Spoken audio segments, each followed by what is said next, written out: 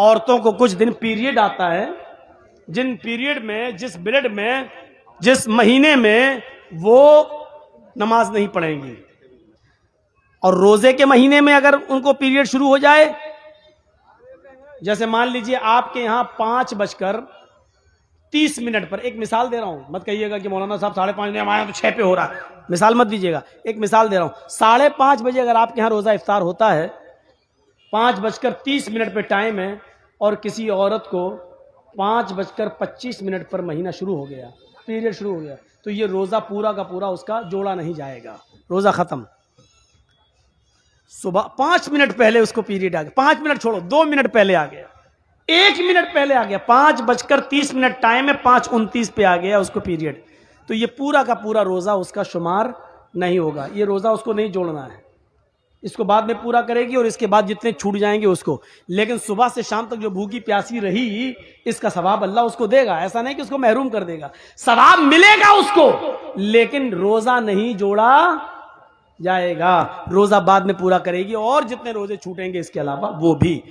تو میرے بھائیوں، اتنے دن عورتیں نماز نہیں پڑھیں گی، نماز ہی معاف ہے، جبکہ نماز کسی حال میں معاف نہیں ہے، لیکن عورتوں کی اوپر سے اتنے دن کی نماز معاف ہے. یہ بعد میں جب وہ پاک ہو جائیں گی، نہا لیں گی، دھو لیں گی، تو یہ چھوٹی ہوئی نمازیں وہ نہیں دہرائیں گی، ان کو دوبارہ نہیں پڑھنا ہے، جو چھوٹ گئی معاف.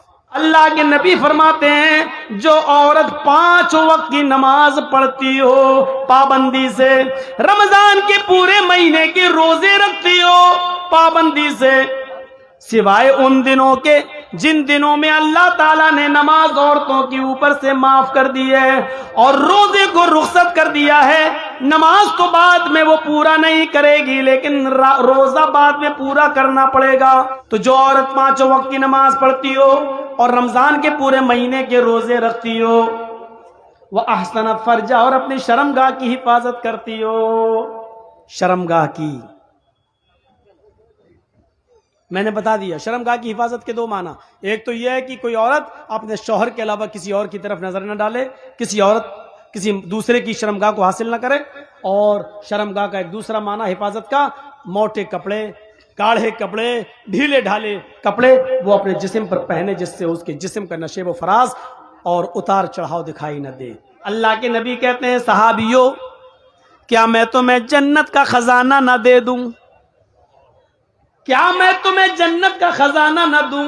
صحابہ کہتے ہیں، اللہ کے رسول کون منع کر دے گا؟ جنت کا خزانہ لینے سے کوئی منع کر دے گا؟ دیجئے، کیا ہے؟ قال قل، اللہ کے نبی فرماتے ہیں کہو. کہا کیا؟